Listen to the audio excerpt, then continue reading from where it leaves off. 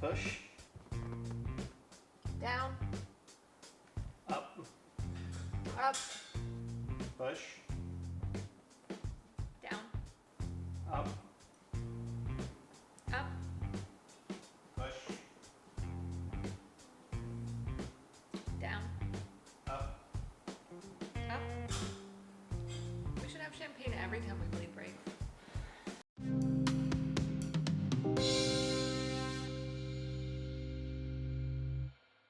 Well, hello and welcome back to Lap of the World. I'm Richard, and if you're new here, we like to do road trips and racetracks on this channel. Now, after a bit of an admitted hiatus, we are getting back on that script with a trip to the greater Mid-Atlantic Washington, D.C.-ish area with NS Expo 2019, including 2 days of track event at Summit Point Motorsports Park. Now, I've been to Summit Point before, and I usually don't redo facilities, but Summit Point is interesting because it has, I think they're up to like 4 different legitimate road course tracks in the facility now. And I did actually my first ever driving school at Summit Point on their Shenandoah circuit, which is maybe, I don't remember if it's the longest one, but it's definitely the twistiest one. This time, though, we are running on Summit, Maine, which is the original circuit in the facility. It has a lot of history to it, should be a ton of fun. Stay tuned for that track feature later.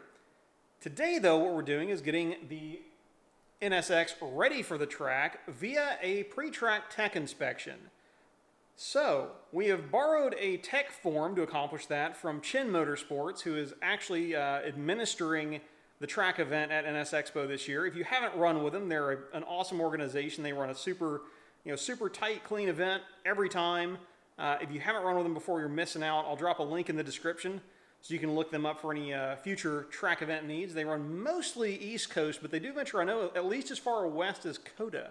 So if you're looking to drive the only current Formula One track in the US, they're one you can look at. Anyhow, moving on, what we're doing today then is we are walking through a tech inspection on the NSX. I'm going to include some NSX-Specific secret sauce that wouldn't necessarily show up on a tech form, but is something that you really want to pay attention to with these cars in particular. And then after that, we will, of course, draw the winner for our free track night in America as part of our 1,000 subscriber celebration there. So thanks again for that. You guys are awesome. And I'm going to go ahead and get the car up in the air, and we'll get stuck into the tech inspection. Stick around to see if you're a winner after that. So currently, I have the car up in the air on jack stands with the wheels off. That's usually a good place to start because you're going to need the wheels off to inspect a lot of things. So what we're going to do is we're going to take care of those items. Then we're going to put the wheels back on because having the wheels on the car are also necessary to check other items off the list.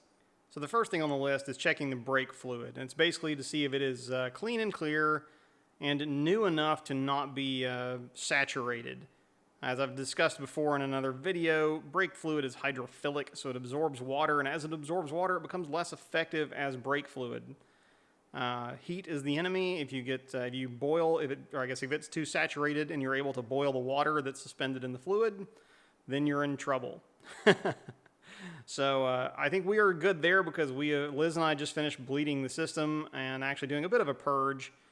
Probably not a full flush, but close to it with new Motul RBF 600 fluid.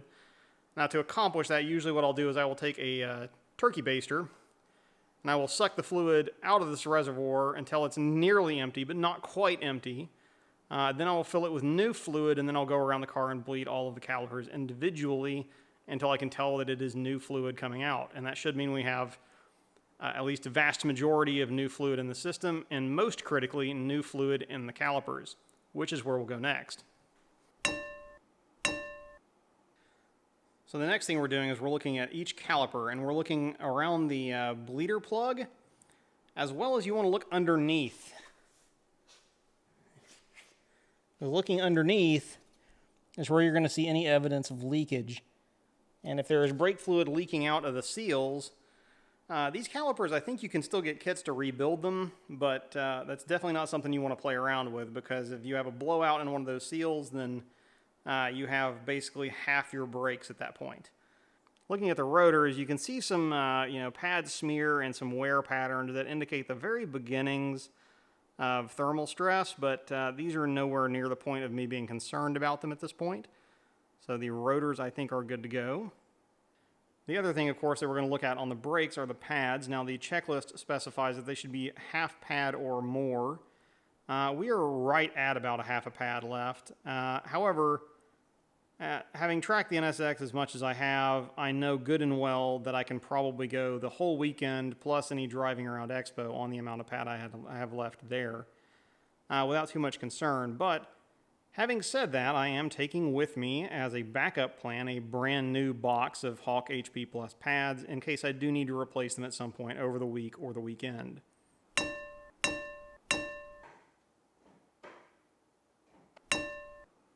With the pedal pressure, what they're looking for is not so much as the pedal immediately firm, but with the car off and no vacuum assist, if you depress the brake pedal a number of times, does it get to a point where it is pretty rock solid?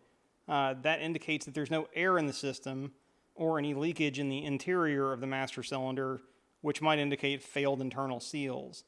That is something to watch for if you don't bleed your brakes very frequently, and or if your master cylinder is original and therefore currently 20 or 30 years old. That is something that can definitely happen. Now, before we move off the braking system, let's talk about the secret sauce for looking over and looking after NSX brakes. And this isn't really specific to NSXs, but it does impact them, so I figured it was a good thing to include here. Because these are slide-type calipers, they're not monoblock aluminum calipers or anything like that, there's a slide mechanism. So things you need to look out for are pad taper and uneven pad wear between the inside and the outside pad in a single caliper. If you have uneven wear such that the inside pad is getting worn a lot more than the outside pad, or if there's pad taper, which means if you look at the pad lengthways, if it's thicker at the top than the bottom or vice versa, that could be an indication that the slide mechanism on your brake caliper is not really working as it's supposed to and may need to be rebuilt or at least disassembled and re-lubed so it's working smoothly and able to slide evenly as it's supposed to. Other than that, the NSX's stock brakes, unless you have power outers and or are running aero or slicks, I found them to be completely up to the task of almost any track duty that I've been able to throw at the car with a moderately aggressive pad. So if you're running out of brake and you haven't put some kind of forced induction on your car, then there are some other things to look at there probably. So for the moment, we're going to skip this second section because this is actually way easier to check or ascertain the condition of these items with the wheels on the car or by looking at the wheels themselves before you put them on the car. So we're going to jump down here to the drivetrain and the driver safety items before we go back and pick these up later. The first thing they want us to check here are the engine mounts. Now we have the rearmost engine mount that attaches to the transmission here. But I'll be honest, the one you really need to look out for is the front engine mount, which attaches to the engine block to the front crossmember. Looking in from the wheel well, you can see the one end of the engine mount bolt. And that really is the one thing that I would be most concerned with checking, because that bolt has a history in the NSX community of just going missing. I think certain vibrations or it being over or under torqued when tightened can have it come loose and vibrate out. It's not the easiest thing to get to, but you should be able to slide a ratchet and a few extensions up here and get to the driver's side for a left-hand drive car of this bolt and just sort of ascertain that it is tight. I am all set there. I have very recently replaced both the alternator belt and the air conditioning accessory belt myself, so I know that they're in good condition, and I'll go ahead and check that item off the list while I'm here. For the throttle linkage and mechanism, the first place you want to start is the driver's footwell, where you just want to make sure that the accelerator pedal is not sticky and it travels down and up smoothly. If that's the case, you can move back to the engine bay for the second part of this check. The second part of the check, at least on the pre-drive-by-wire NSXs, will be just to come back here and manually actuate the butterfly spring next to the throttle body and make sure that it works smoothly and returns to its home position without any encouragement. While on the topic of the drivetrain, one NSX-specific item that is good to check anytime you have things apart to change an air filter or similar is to check your throttle butterfly screws. Now, I've touched on this in a previous video, the 5 ways to kill an NSX, but the short version is there are some butterfly flaps in your intake manifold that are attached to rods that twist, and they're attached by screws, and these screws can come loose, and eventually, in the worst case scenario, they can make their way into a cylinder and cause a lot of damage.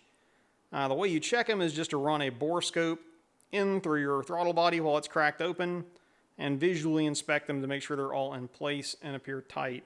If you have your intake manifold out for any reason, they're a good item to check and apply a little strategic Loctite there as well. And while you're in the engine compartment, it's probably a good idea to spare a thought for that infamous harmonic balancer. Just to make sure that the rubber puck on the back of it hasn't delaminated and isn't chewing its way through your timing cover if you do not already have a balancer shield installed in your car. Link in description. The next things we're going to look at, and I use the plural there on purpose, are coolant hoses. They are asking if they are clean, smooth, and tight. And I will start at the front here because these are actually the two that you should be least concerned about, in my opinion. These radiator hoses here, that seems like it's in good order. The other one is as well. The ones you really need to worry about, though, are these guys back here. Now, it's hard to tell on the rat's nest there, but there are two what I would call very large hoses and one moderate size hose that connect the piping that goes forward of the radiator to the water inlet and thermostat housing in the engine compartment, which means that those 3 hoses right there have to flex. So they get moved around as the engine shifts under torque load relative to the chassis. These hoses get pushed and pulled and stuff like that. And as they age and get brittle, that becomes a serious problem. These are probably the most prone hoses to cause you an issue or explode under any sort of enthusiastic load. However, they are not the only problem children. I would say that their propensity to blow up is only shortly followed by the hoses that come off the top and side of the oil cooler. This is on top of the oil filter pedestal. That is actually a liquid-cooled oil cooler assembly there. And the hoses running to it are particularly prone mainly because they tend to get baked. They are very close to the rear bank headers or exhaust manifolds, as well as just the engine block itself. So they get a lot more thermal stress than many others, even though they are not subject to as much motion as the 3 hoses up near the expansion tank. And before we completely move on from coolant hoses, there are also 2 more, I believe, maybe 3, that are under this plastic cover. So that's another place you need to watch for any sort of fluid leakage or discoloration from dried coolant, as the fittings there can weep if not tightened correctly. I actually had the one hose that I have had blow up on my car was actually one of these. Of course, the obvious way to tell if you have a coolant leak is to check the level. In my case, I will just undo the cap and use a dowel stick to check the level of it. If you have an OEM milk jug, you can probably stick a flashlight on the top of it to see where the coolant level is. Or one of those fancy Science of Speed ones with a sight glass on the side. That's kind of cheating, but whatever. So we're back up front as the next few items are electrical.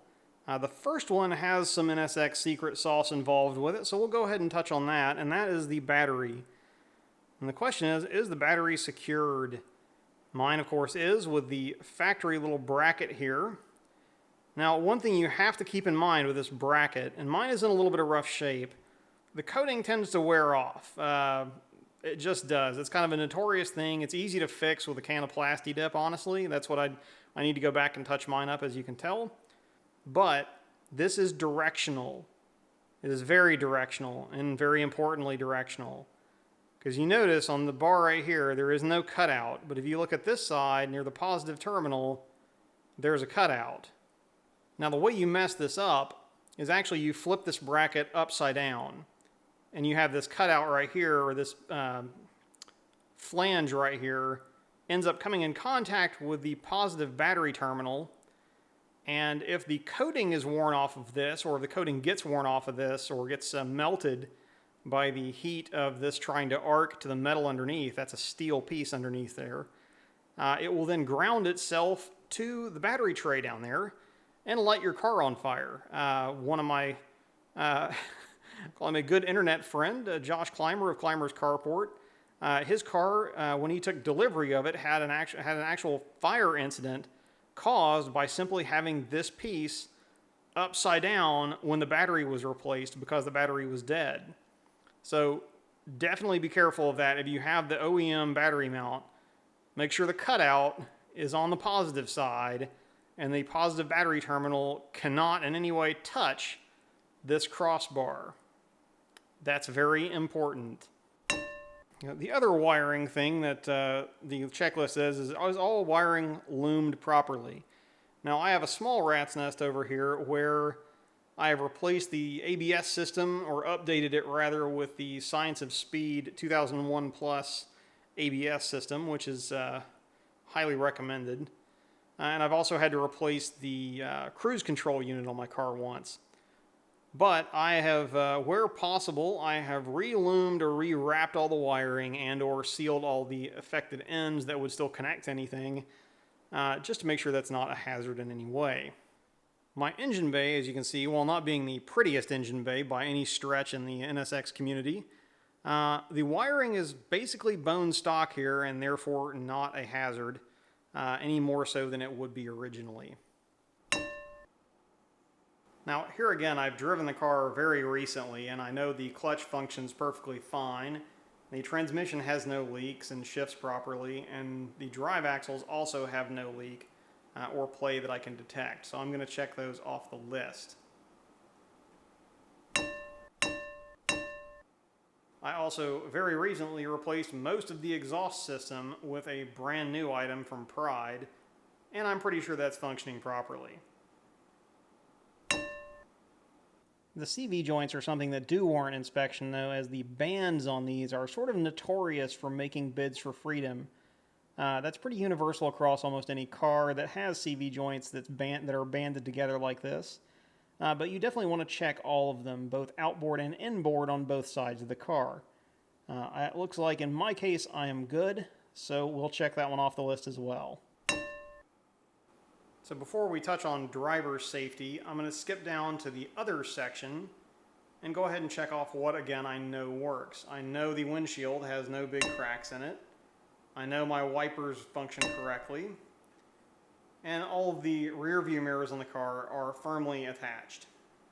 As I was just checking the gas, brake, and clutch pedal function, I also was able to note at that time that the pedal covers, the rubber covers on the pedals, are actually secure and affixed. Moving to the inside of the car as we start to look at the driver safety requirements. Now my car is in essentially factory condition. It still has the original airbags, it has the original 5-point seat belts, and they are in decent condition. There are no major tears or frays. Actually, there are really no tears or frays to speak of, and they still retract as they're supposed to. So I'm forced to assume that they are still working as designed and good to go. Moving around to the passenger side, my optional fire extinguisher of the Halon variety, as I've covered in another video, which I'll put a link to. It is securely affixed and strapped in place within reach of the driver. Now obviously in this case I do not have a 5 or 6-point harness system, nor do I have a roll bar. Moving back up to the suspension and steering section then, there are a couple of things we're going to look at before we put the wheels back on the car, then we'll throw the wheels back on the car and check the rest of it. Now, depending on your suspension setup, you may or may not need the car in the air and the suspension at full droop in order to be able to visually inspect the place on the damper that is most likely to leak, which is up here at the gland nut fitting That's where the the shock rod goes down into the body of the damper. There's a little gland nut there, or some other sealing apparatus that is generally where it's going to leak if it's going to leak. So what you can do is you can take a mirror on a stick and visually inspect behind here, because if it's going to leak, it's going to leak down the back side typically, just because on the NSX the way the shocks are canted. Another way to do this is just to stick your fingers back there and touch things. If they come away wet, then you have a problem. Otherwise, you're probably good to go. While you're in the naked wheel well, this is also a good time to inspect all of your ball joints and their boots. Now, NSX ball joints will last not quite forever, but close to it. I finally felt the need to replace mine well beyond 200,000 miles. Your mileage may vary with track use, but generally they go a while. But you do want to pay attention to them, as keeping the boots in good condition will help extend their life. Now, the last things that we need to inspect before putting the wheels on the car are the wheels themselves. Now, contrary to what I think is probably the popular belief, wheels are consumables. These are wear items. You will have to replace them at some point. The key is to do so before you have a catastrophic failure of any kind, which is usually brought on by a crack. Now, step one in finding cracks in your wheels are not having black wheels. Yeah. Anyway, so cracks are legitimately easier to spot on a bright wheel because the crack will show up as a dark line. And what we're looking for here, really the best thing I found to do is to clean off the backs of the spokes, because these spokes here, they take a lot of the impact, they deal with all the load, and that's what's going to be, probably one of the more common places to see a crack. So you want to clean those off, clean the backs of those off, and clean the barrel out as much as you can, and then look at the wheel and just do a general visual inspection. And these are mostly filthy. I will wash them completely later, but I think you get the point. There do not appear to be any cracks in this one, and I will inspect the rest. But generally speaking, I've had pretty good luck so far with these inky RPF 1s, so I will continue running them until I do find something. Flipping them over, we can look at the last thing on the checklist, which is the tire age and condition. Rubber has a shelf life, folks, and according to Chin Motorsports, they would prefer that your tires be less than 4 years old. And when you're looking for that, you can find a date stamp that I can hopefully focus on, showing that these were formed or produced on the 19th week of 2017. So they are less than, slightly more than 2 years old, rather, and have plenty of tread on them still at this point. All right, well, we've got the wheels back on the car, and one of the things they want us to check is that the lug nuts are tightened to spec. Lug nuts or bolts if you have those. Now, this is something you'll want to recheck once you get to the track, because anytime you put a fastener through a heat cycle, interstate driving or otherwise, there's a chance it could loosen up a little bit. But what you do is you use kind of any method you want to spin the lug nuts on. I use the phrase spin on very deliberately. If you're using an air gun or an electric impact to help you speed up the process, that's fine, but you never want to seat the lug nuts with the gun.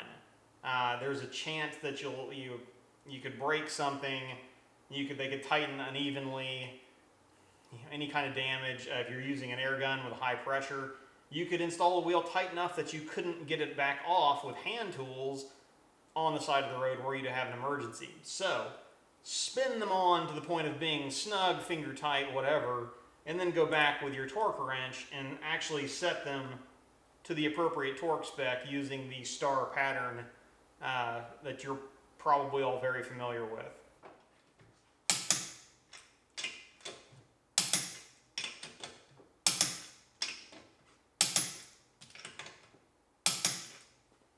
Now that we have the lug nuts tightened to specification, and we can check that box off our list, It is now time to check the wheel bearings. Now I've started on this corner on my car very deliberately.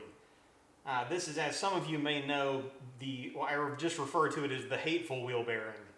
I've had to replace this so-and-so to keep it PG here. I've had to replace this sucker probably 6 times, but I think I've nipped it. That's a story for another video, but how you check a wheel bearing though is you have to have the wheel on and secured to get the leverage you need to really tell. But you grab the top and the bottom of the tire and you try and shake it. Emphasis on try. If you can shake it, if the wheel does move like this, your wheel bearing is thoroughly shot. And if you can hear any kind of clicking, it's probably on its way to being shot. Fortunately, in this case, bearing number 7's track record here is continuing to be very good. So fingers crossed that holds up. But I'm going to check the rest of the bearings and we'll go from there. With the front wheels, we follow a very similar process to check the wheel bearings. You try and shake vertically. To check that the steering gears and steering rack are all still tight, you want to have a friend hold the steering wheel firmly inside while you try and move the wheel this direction. If you have any looseness or slop or clunking or anything, then it's probably time to check your control arms or something else.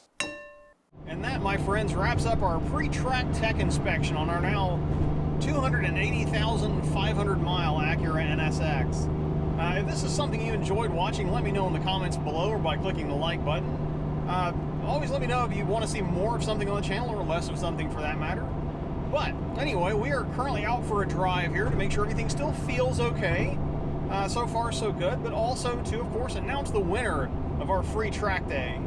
We were giving away a Track Night in America gift certificate as part of our 1,000 subscriber celebration on the channel.